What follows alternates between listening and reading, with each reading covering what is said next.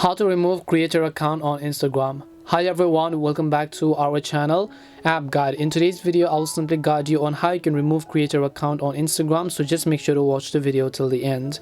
Well, in order to remove a creator account on Instagram, all you have to do is just go ahead and then open the Instagram application.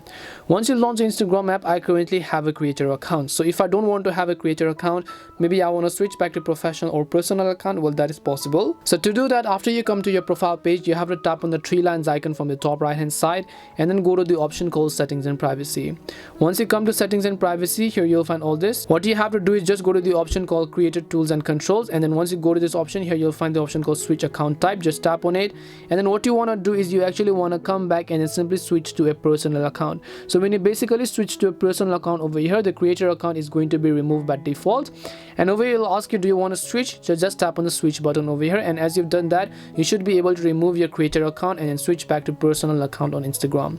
This is how you can remove a creator account on Instagram. We hope the video was really helpful, and if it did help you, make sure to leave a like and subscribe to our channel. If you have got any more questions, feel free to leave them down. Thank you very much for watching, and see you in the next video.